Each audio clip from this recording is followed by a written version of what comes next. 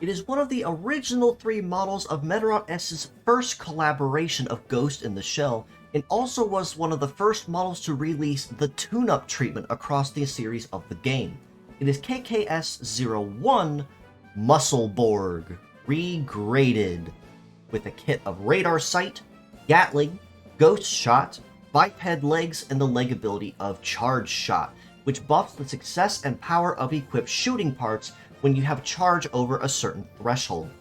Now, as one of the models available in Medarot S's first collaboration,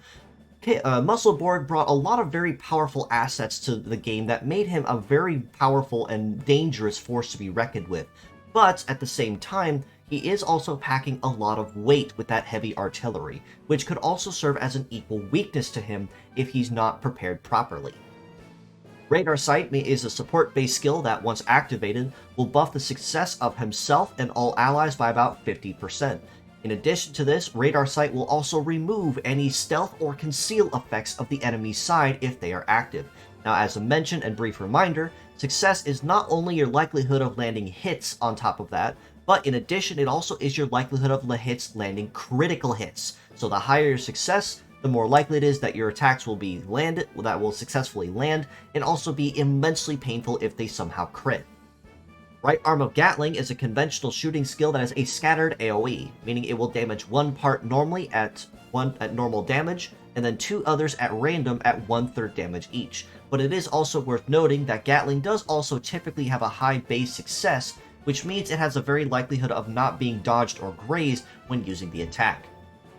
Left Arm of Ghost Shot, and arguably his most iconic skill on the build to anyone who does know of this model, is a powerful shooting attack that gets a damage bonus relative to the amount of charge he has in his Metaforce gauge. In addition, Ghost Shot also has passive defense ignore if you cap it at 5-star, meaning if you're packing a full Metaforce gauge, your shot will not only be immensely painful, but it'll be even more so compounded because it's outright ignoring a percentage, if not all of, the enemy's resist stats when attacking them.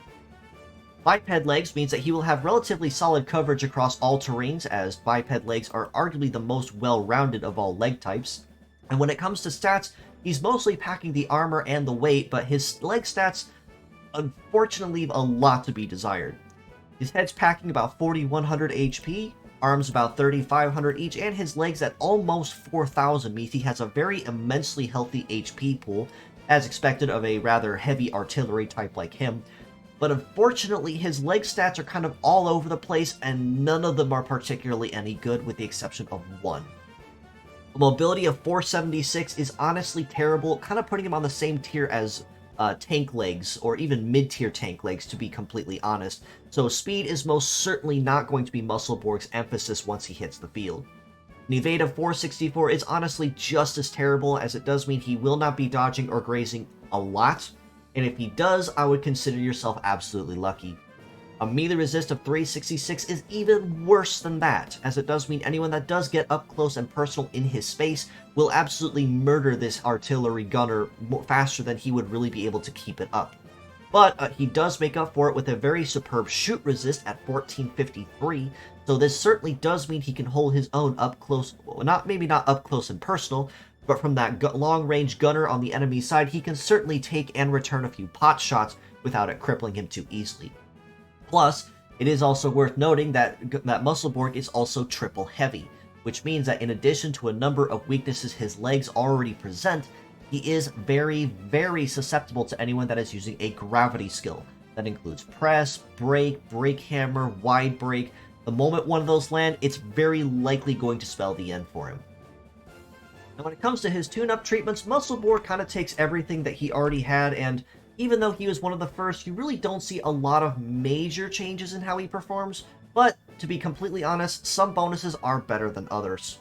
His head can offer a bonus of plus 100 to heat and cool, and Radar Sight gets a plus 100 to the success buff that it grants. Now that buff by itself means you will go from 50% to 150%.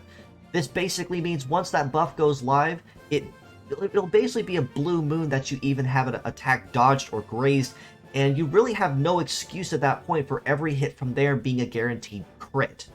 Now, between heat and cool, you could honestly go either direction if I'm being real with you, as what plus 100 will be pretty noticeable, especially on a very tanky fellow like him. So you could honestly pick heat or cool and not really go wrong either direction with your remaining points. The right arm of Gatling has plus 100 to cool, plus 150 to success, and plus 100 to power. Now, while plus 100 to cool may be noticeable, when it comes to Gatling attacks or scattered AoE attacks like Gatling or Napalm, you definitely want to capitalize on that success where you can, as the higher that is, the more likely it is that you can land a crit and deal more bonus damage on top of that. The plus 100 to power will also be relatively nice to have, something you really can't ever go wrong with seeing on any kind of tune-up.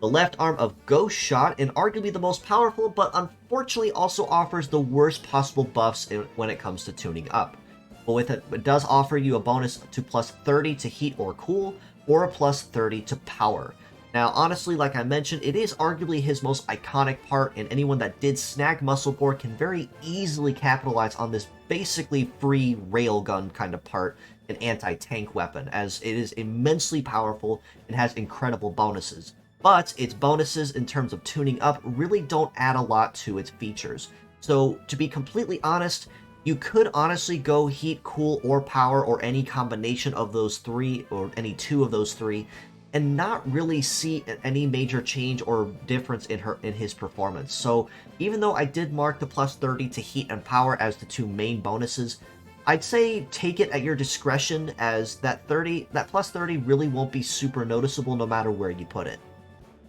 The legs have access to plus 500 to armor, plus 200 to melee resist, and a minus 25% charge requirement reduction on his leg ability. Now, I did give him the plus 500 to armor as a major bonus to consider, but honestly, before I touch on that, the charge shot bonus is absolutely something to capitalize on, as it does mean he will require less of a charge, easily just one turn of charging metaphors, to access a boost to his success and his base power, which will be incredibly noticeable once that effect goes live. In terms of his remaining points, you could go armor to make him more tanky, but you could honestly go with melee resist as well and bring that up even to the mid 500s, which is still honestly terrible if I'm being real with you, but it's better than with him being in the mid 300s where it's guaranteed any melee hit was going to absolutely murder him anyway. Now, factoring in his original pure set and mixed parts scores, I did originally grade him at about a 4 out of 10 for his pure set and an 8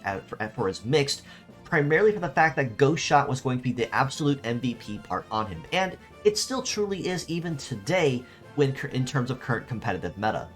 Taking his current tune-ups into account, though, it was honestly kind of difficult to kind of grade him higher or equal, given that you don't really see a lot of his bonuses as noticeable. But for his pure set score, I do have to rate him just a little bit higher from his original at a 4.5, and his mixed parts score at a 9 out of 10. Given that even though he is very chunky, clunky, heavy, and he does have pretty solid power and HP at his disposal, speed is really something you have to pay attention to and exercise caution with. So if you are going to use Muscle Borg, definitely make sure you have him covered from any incoming melee fighters, and that Ghost Shot, even if the tune-up bonuses won't be super noticeable, it will certainly help you in the long run, because even a little bit of a bonus is better than not having one at all.